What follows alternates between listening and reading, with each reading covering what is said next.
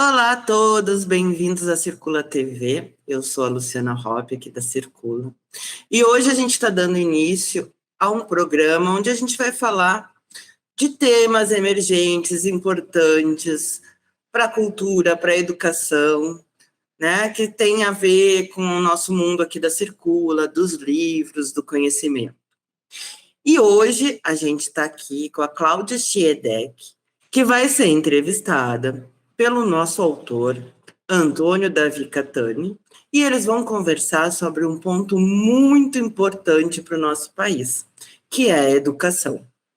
Deixe aqui nos comentários sugestões de pauta, se vocês concordam ou não concordam com o que está sendo discutido aqui, e aguardem novas entrevistas aqui no nosso canal. Um bom programa a todos. Não esqueçam de se inscrever para não perder nada do que acontece aqui. Olá, pessoal. Hoje temos o prazer de contar com a presença da Cláudia Schiedek. É uma pessoa extraordinária que tem uma carreira maravilhosa no mundo da educação. É educadora, foi professora em vários níveis e tem uma vivência institucional que é objeto de admiração. A Cláudia tem uma carreira no mundo da educação que é excepcional.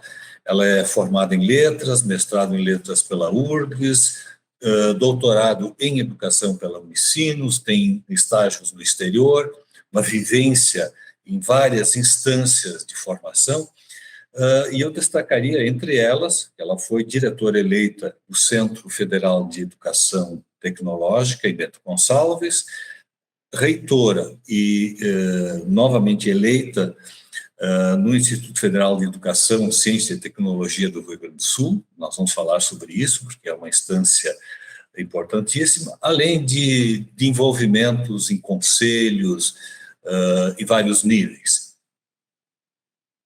A Cláudia tem esse conhecimento de dentro, essa vivência de sala de aula, de gestão de instituições importantes, e é sobre isso que nós vamos falar. Fazer um rápido comentário sobre a educação no Brasil. E aí tem que citar Darcy Ribeiro, que dizia: a crise na educação não é uma crise, é um projeto, um projeto contínuo de desmantelamento, um projeto de elitização, e nesses últimos anos, tudo que tinha sido construído com muito esforço por educadores, por programas governamentais, foi transformado por uma lógica mercantil. O neoliberalismo não tem interesse por uma educação generalizada. Eles querem aqueles cursos especializados que atendam aos interesses das empresas, as ciências humanas são dispensáveis, e particularmente nesses últimos 4 anos, nós temos o desastre construído, provocado pelo obscurantismo.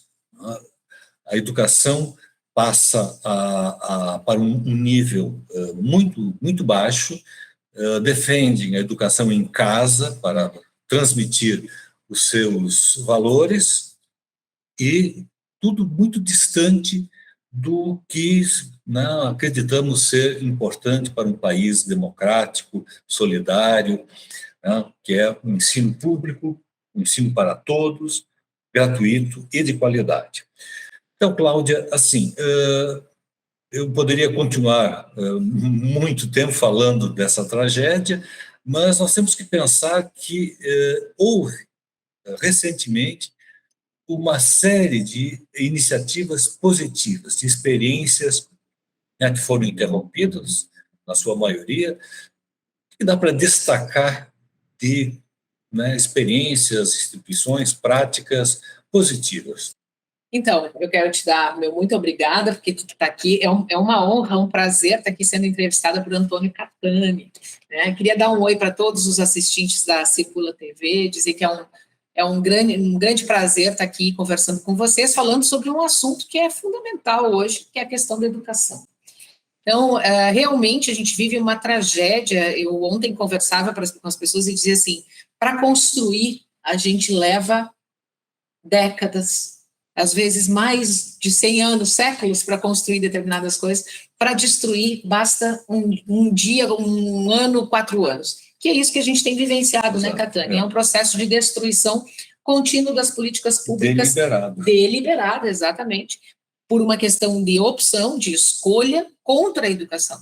Porque este governo que está aí, obviamente, ele não acredita que o conhecimento... Bom, basta ver que, quando se fala em livros, os livros têm muitas palavras, né? É a coisa mais surreal que eu já ouvi, como se a gente pudesse ter livros que não tivessem palavras, né? Então, essa é a lógica deste governo que está aí, e de outros tantos, né? Então, o que eu coloco e que eu trago? A gente teve políticas fundamentais para a educação, para a ciência, para a pesquisa. Nós tivemos programas como o Mais Educação, que garantiu que as crianças pudessem ter um contraturno escolar na educação básica. A gente teve Caminhos da Escola, que permitiu que as crianças tivessem transporte garantido a partir das prefeituras para as escolas. A gente teve o Ciências Sem Fronteiras, que garantiu milhares de vagas para alunos poderem ir para o exterior. A gente teve a expansão das vagas nas universidades federais, que era uma demanda de muitos anos.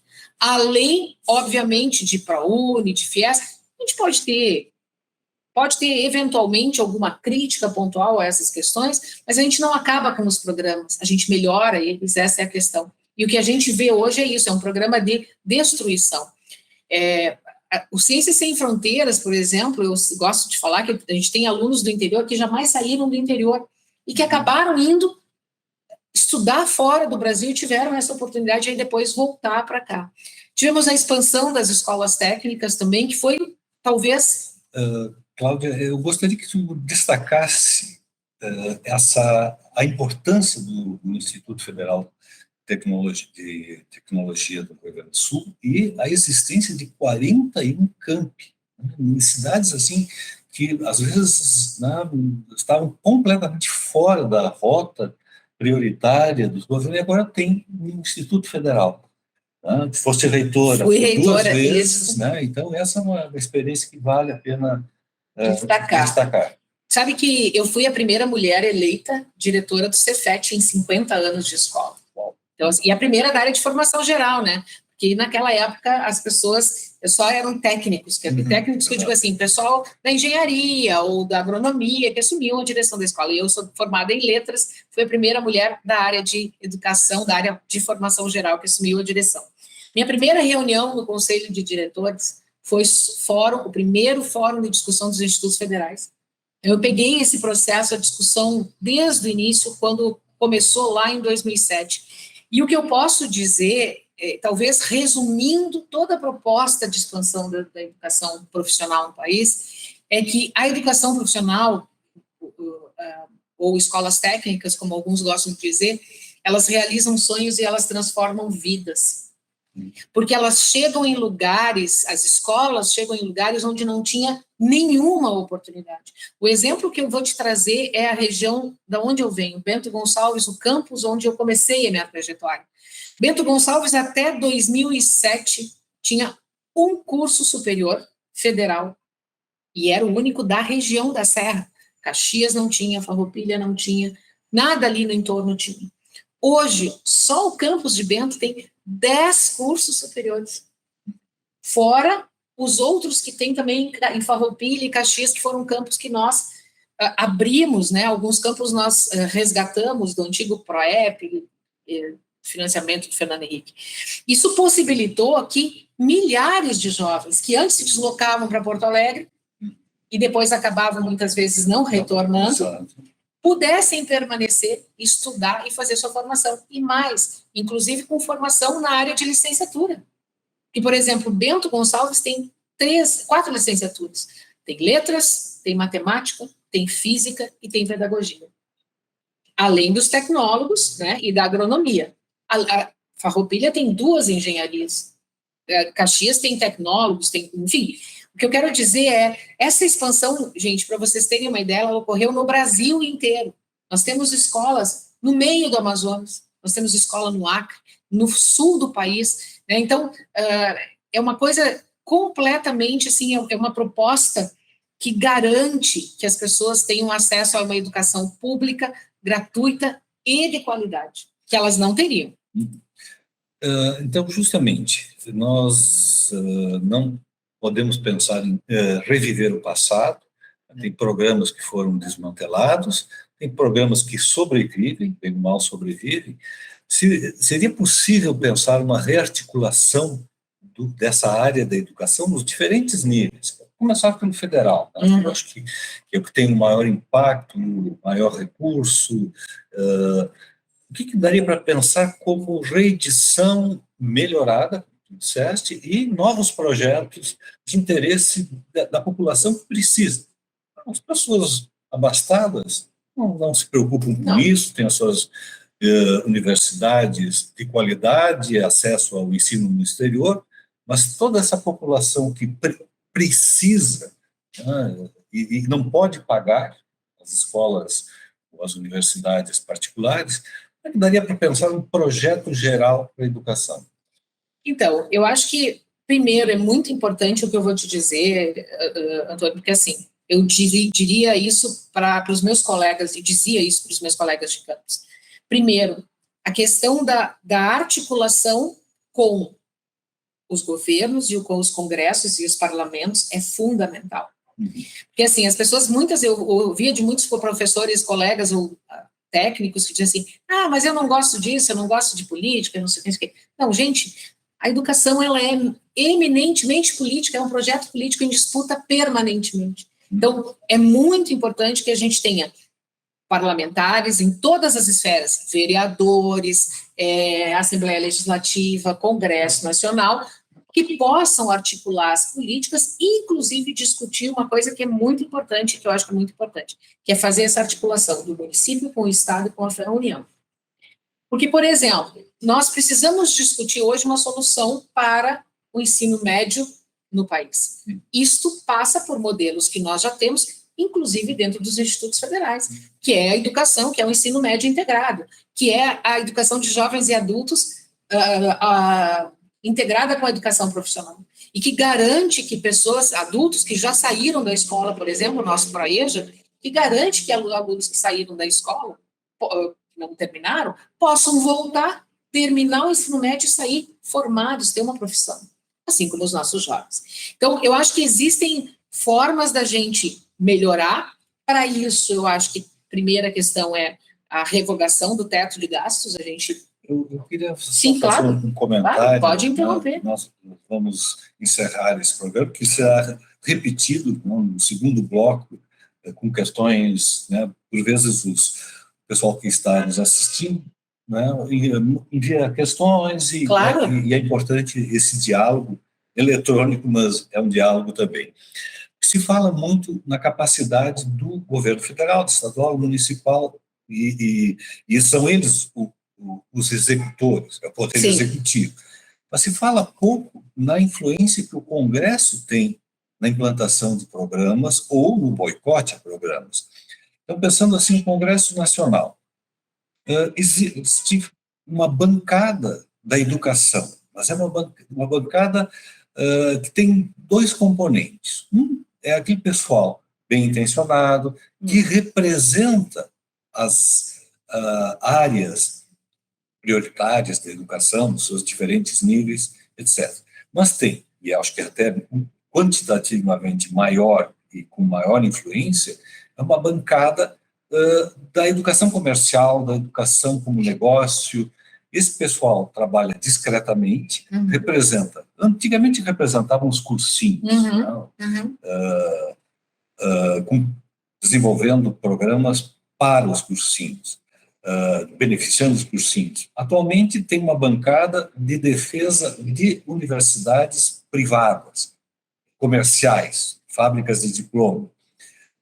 Como pensar uma bancada autêntica que não seja apenas a representação de uma área, mas o envolvimento de pessoas que têm conhecimento, têm vivência de sala de aula, têm vivência institucional, porque esses programas precisam, né, um suporte institucional. Como é que tu vês essa questão?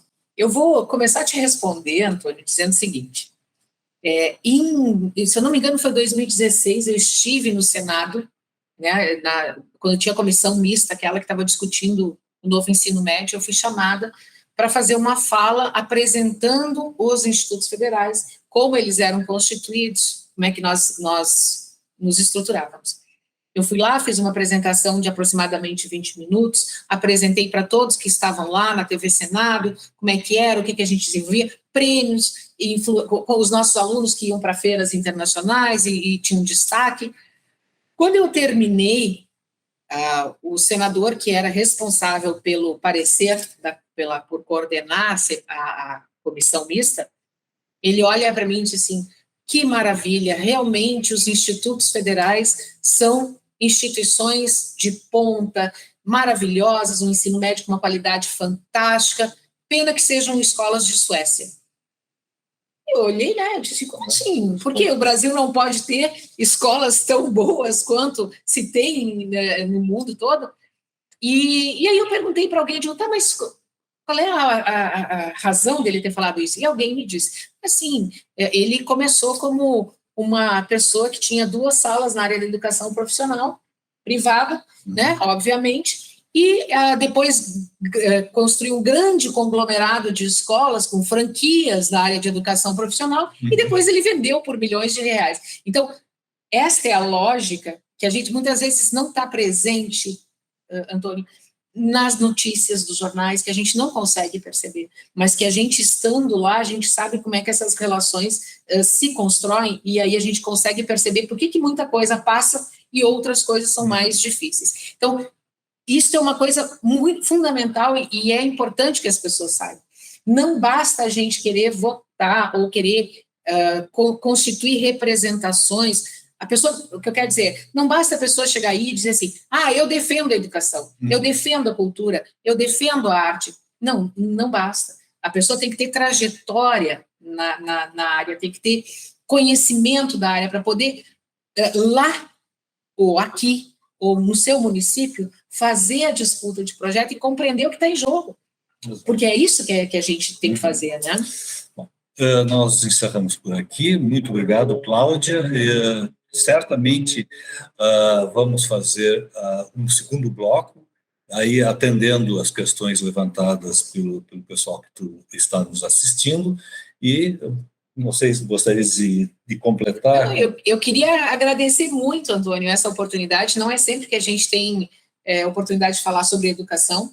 Eu sou uma apaixonada pela educação, eu acho que as pessoas vão poder ver que meu olho brilha quando a gente fala sobre isso. E é muito importante que a gente possa discutir cada vez mais, né? E abrir espaços para que as pessoas possam também interagir e poder também colocar suas angústias, porque a situação da educação hoje, nos 3 níveis, municipal, estadual e federal, ela é realmente bastante complexa. E vamos tentar reverter. Muito obrigado e até a próxima. Então, pessoal, espero que vocês tenham gostado dessa nossa primeira entrevista. Se inscrevam aí no nosso canal, porque vão vir outras entrevistas de temas importantes.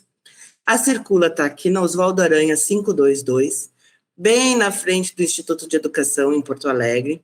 E a gente também tem uma loja online, que é www.livrariacircula.com.br. Até a próxima, então, pessoal. Tchau, tchau.